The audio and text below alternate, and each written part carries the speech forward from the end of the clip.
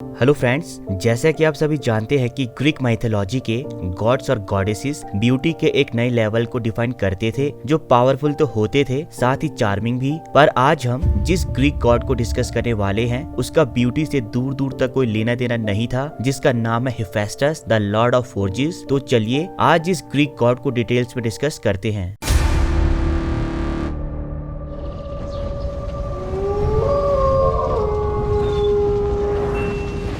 हिफेस्टस the lord of forges, fire and volcanoes Greek mythology का एक important deity है, जिसे उसके अमेजिंग टैलेंट और एबिलिटीज के कारण माउंट ओलंपस की 12 मोस्ट इम्पोर्टेंट डेटीज या गॉड्स में गिना जाता है। कई स्टोरीज में ज्यूस और हेरा को हिफेस्टस का बेटा कहा जाता है, बट हिफेस्टस के जन्म का मोस्ट कॉमन मिथ है उसका सिर्फ हेरा के द्वारा पैदा होना। दरअसल जब ज्यूस ने एथीना को अपने सिर से बिना हेरा की मदद लिए पैदा कर दिया, तो ज्यूस की इस हरकत से नाराज होकर हेरा ने भी ज्यूस के एक चाइल्ड को पैदा करने की कोशिश की, जिसका रिजल्ट था हिफेस्टस। जब हिफेस्टस का जन्म हुआ तब हेरा के गुस्से की कोई सीमा ना रही, क्योंकि हिफेस्टस एक ग्रीक गॉड और गॉड्स की ब्लड लाइन का होने के बावजूद दिखने में बिल्कुल भी सुंदर नहीं था। वो बालों से ढका हुआ बेढंगा बच्चा था जो रोने पर और भी भद्दा लगता था। हेरा को अपने इस क्रिएशन से घृणा और शर्मिंदगी महसूस होने लगी, और इससे पहले कि कोई और उसे देख पाता, हेरा ने उसे माउंट ओलंपस से नीचे फेंक दिया। माउंट ओलंपस से नीचे गिरने पर हिफेस्टस आइलैंड ऑफ लैम्नोस के समुद्र में गिर गया, जिससे उसे बहुत सी चोटें भी आईं। पर इससे पहले कि वो पानी के बहाव के साथ बह जाता,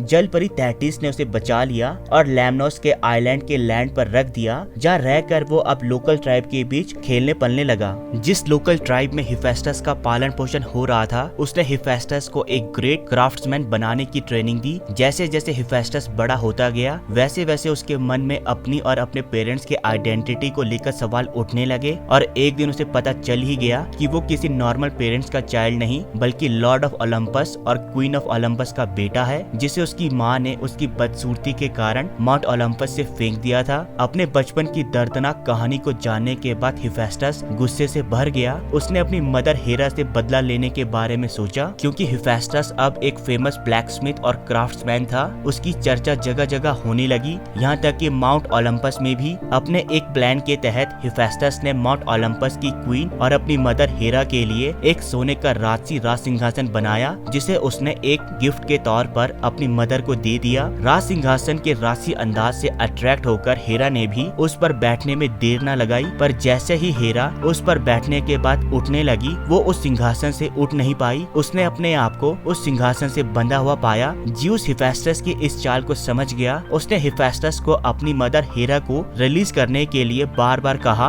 पर उसने ज्यूस की बातों को पूरी तरह से इग्नोर कर दिया। आखिरकार ज्यूस को हिफेस्टस के साथ एक सौदा करना पड़ा। उसने हिफेस्टस से वादा किया कि अगर वो अपनी मदर को रिलीज कर देगा, तो ज्यूस उसे माउंट ओलंपस में एक प्रोमिनेंट रोल दे देगा। ठीक तभी से हिफेस्टस को लॉर्ड ऑफ फोर्जेस, फायर और वॉल्केनोज की तरह जाना जाने लगा। माउंट ओलंपस के गॉड्स के लिए ज्वेलरी और वेपन्स बनाने के कारण हिफेस्टस को अब एक और नई title blacksmith of the God से नवाजा गया। उसने गॉड्स और गॉडेसेस के लिए बहुत सी चीजें बनाई। उसकी सबसे शानदार क्रिएशन थी पहली इंसानी औरत पेंडोरा, जिसे उसने ज्यूस के आदेश पर बनाया। ज्यूस और अदर गॉड्स के दिल में जगह बनाने के बाद हिफेस्टस ने ज्यूस और हेरा से लास्ट रिक्वेस्ट की, जिसे सुनने के बाद सब शॉक हो गए। दरअसल हिफेस्टस ने अपने पेरेंट्स के आगे सभी गॉडेसेस में सबसे सुंदर एफ्रोडाइटी से शादी करने का प्रस्ताव रखा, जिसकी ब्यूटी के कारण सभी गॉड्स आपस में जलन से लड़ने लगते थे। ज्यूस और हेरा अपने बेटे हिफेस्टस की इस ख्वाहिश को पूरा करना चाहते थे, इसलिए उन्होंने एफ्रोडाइटी की शादी हिफेस्टस से करवा दी। एफ्रोडाइटी को भी न चाहते हुए ये ऑर्डर अपने सुप्रीम गॉड का होने के कारण चुपचाप एक्सेप्ट करना पड़ा, लेकिन ये जबरदस्ती का रिश्ता ज्यादा दिन नहीं चल पाया और हिफेस्टस और एफ्रोडाइटी ने अपने रास्ते अलग कर लिए। अगर आप जानना चाहते हैं कि उनके रिश्तों में ये दरार कैसे आई, तो आप मेरी पिछली वीडियो एरिस और एफ्रोडाइटी को देख सकते हैं, जिसमें मैंने हिफेस्टस के लव लाइफ को डिस्कस किया है। एफ्रोडाइटी के हिफेस्टस को धोखा देने के कारण हिफेस्टस ने एफ्रोडाइटी से बदला लेने की ठानी और उसके लिए कर्स्ड नेकलेस ऑफ हारमोनिया तैयार किया, जो जिस किसी के भी हाथ में चला जाता था उसके लिए बर्बादी और तबाही ले आता था। ऐसा माना जाता था कि जब भी कोई वॉल्केनो इरप्ट होता था तो हिफेस्टस अपना काम कर रहा होता था, जिस कारण रोमन माइथोलॉजी में हिफेस्टस को वल्कन के नाम से भी जाना जाता है। हिफेस्टस को जानने से पहले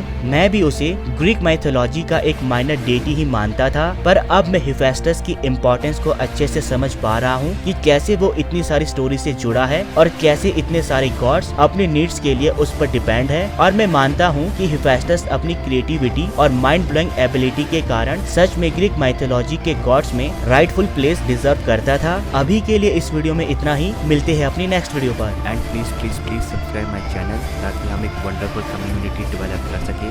तब तक के लिए गुड बाय, मिलते हैं अपने नेक्स्ट वीडियो में।